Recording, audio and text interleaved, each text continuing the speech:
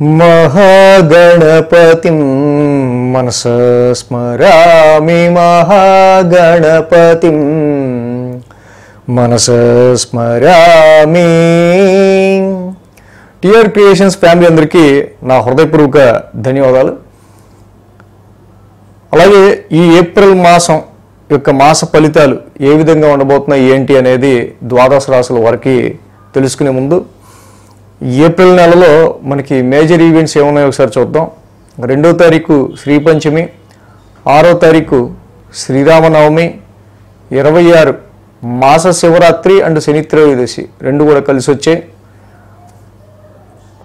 ఇక ఈ యొక్క మాసంలో మేజర్ ట్రాన్సిట్ చేంజెస్ విషయానికి వస్తే కనుక మనకు ఆల్రెడీ షష్టగ్రహ కూటమి అనేది జరగడం మార్చి 29-30 తారీఖుల్లో అలాగా.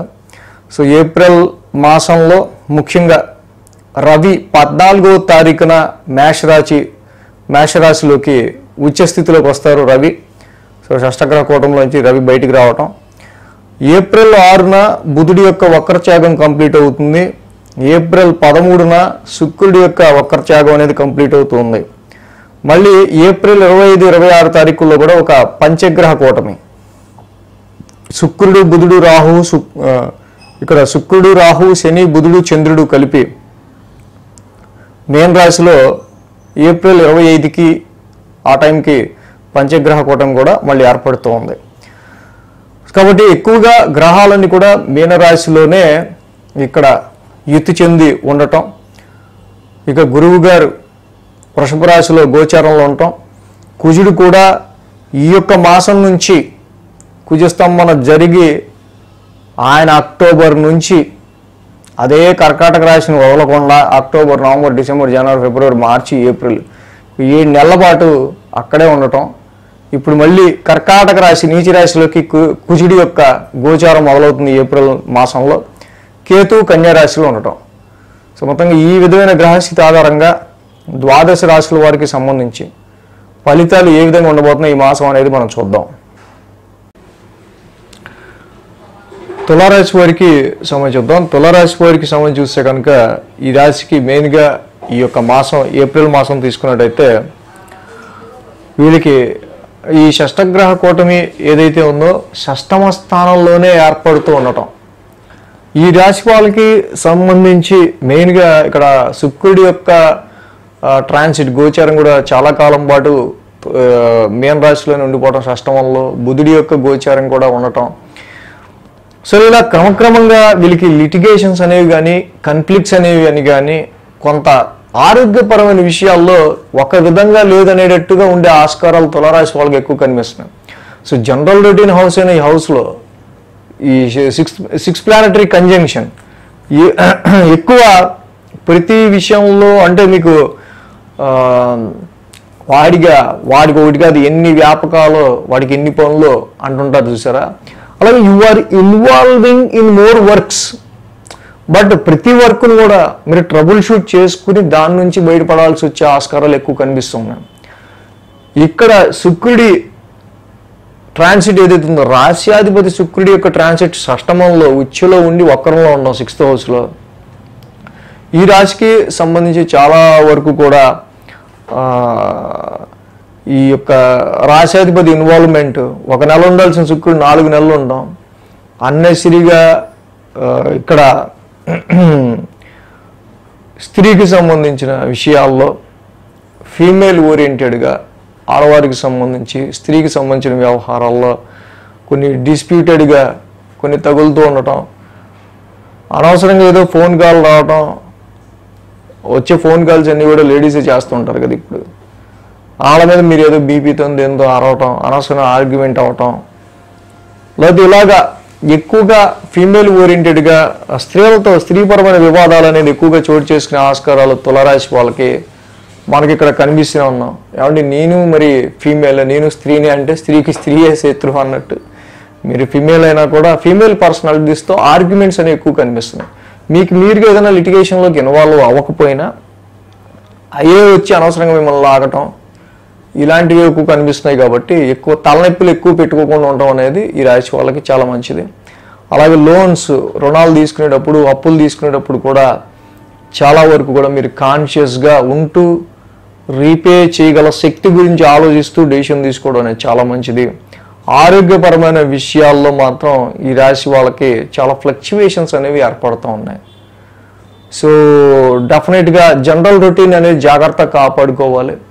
జనరల్ రొటీన్ తప్పడం వల్ల ఎక్కువ మీకు హెల్త్ ఇష్యూ అనేది కొంచెం మనకి ఈ మాసంలో ఇబ్బంది పెట్టే ఆస్కారాలు ఉన్నాయి. కాబట్టి టైం టు టైం తినడం కావచ్చు, అలాగే టైం టు టైం స్లీప్ కావచ్చు, అలాగే వేళలకు పనిచేయటం, సో సరిగ్గా మళ్ళీ మెడికేషన్స్ ఏమన్నా వాడాల్సి వస్తే వాటిని స్కిప్ చేయకుండా టైంకి చక్కగా తీసుకోవటం, ఇలాంటి జనరల్ రొటీన్ కరెక్ట్గా మెయింటైన్ చేయటం వల్ల ఎటువంటి హెల్త్ ఇష్యూస్ ఉండవు. బట్ వెన్నెముక నొప్పి, వెన్నుపూస నొప్పి లాంటివి సమ్టైమ్స్ ఉండే ఆస్కారాలు ఉన్నాయి. ఇక్కడ షష్టమ స్థానంలో ఉన్న రవి, శని, రాహు, బుధుడు ఆరుగురు ఇక్కడ అంటే నలుగురు కూడా యోగిస్తారు యాక్చువల్గా షష్టమ స్థానంలో. వాటి కోర్టు కేసెస్ రీత్యా కావచ్చు, కన్ఫ్లిక్టెడ్ మ్యాటర్స్ రీత్యా కావచ్చు, వివాదాస్పదమైన విషయాల రీత్యా కావచ్చు, శత్రువులకి సంబంధించి కావచ్చు, కాంపిటేటివ్ ఎగ్జామ్స్కి సంబంధించిన విషయాల్లో కావచ్చు, మీకు చక్కగా పై చేయ అయ్యే ఆస్కారాలు ఉంటాయి. బట్ ప్రతిదీ కూడా ఒక ట్రబుల్ షూట్ చేసుకునే మీరు కొంతవరకు ముందుకు వెళ్లాల్సి వచ్చే ఆస్కారాలు ఏర్పడుతూ ఉంటాయి.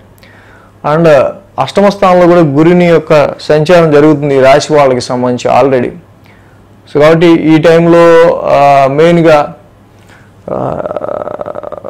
సిబ్లింగ్స్, మీ యొక్క సిబ్లింగ్స్, తోబుట్టువుల యొక్క ఆరోగ్యానికి సంబంధించి కావచ్చు, వాళ్ళకి సంబంధించి కొన్ని విషయాల్లో కొన్ని ప్రాబ్లమ్స్ కావచ్చు, వాటి గురించి ఆలోచిస్తూ సో అది కూడా మీరు వాటిని కూడా ట్యాకప్ చేయడం కావచ్చు. షార్ట్ జర్నీస్లో ముఖ్యంగా కొంచెం కేర్ తీసుకోవాల్సిన అవసరం ఈ రాశి వాళ్ళకి కనిపిస్తుంది. ఉద్యోగపరమైన విషయాల్లో అందరినీ నమ్మకుండా అనవసరంగా మనం వాడి గురించి వీడి గురించి మాట్లాడుతూ, ఇంకోళ్ళ గురించి ఎవరి దగ్గర మాట్లాడుతూ ఇలా చేయకుండా మీకు మీరుగా జనరల్గా జాగ్రత్తగా ఉండటం మంచిది ఈ సమయంలో. అష్టమ స్థానంలో గురువు గారి యొక్క ఎక్స్పాన్షన్ జరుగుతుంది కాబట్టి ఇక్కడ కొంతవరకు ఇన్లాస్, మీ అత్తగారు మామగారికి సంబంధించిన విషయాల్లో కావచ్చు, ఈ అదర్ సోర్సెస్ ఆఫ్ ఇన్కమ్కి సంబంధించిన విషయాల్లో కావచ్చు, సో కొంతవరకు ఈ రాశి వాళ్ళకి సంబంధించి కొంచెం సమ్ టెన్స్డ్ ఫీలింగ్స్ అనేవి ఉంటాయి. అటు ఎడ్యుకేషన్, ఏప్రిల్ అంటేనే మనకి ఎడ్యుకేషన్ ఎగ్జామ్స్ టైం కాబట్టి ఇక్కడ ఎప్పుడైతే 6 ప్లానెటరీ కంజంక్షన్ ఇక్కడ షష్టగ్రహ కూటమి ఇక్కడ షష్టమ స్థానంలోనే జరుగుతూ ఉంటాం, ముఖ్యంగా ఏదైతే ఉందో ఈ రాశి వాళ్ళకి సంబంధించి విద్యార్థులు అష్టమంలో గురుడు ఉన్నారు, ఇన్ని గ్రహాలు మళ్ళీ షష్టమంలో ఉన్నాయి.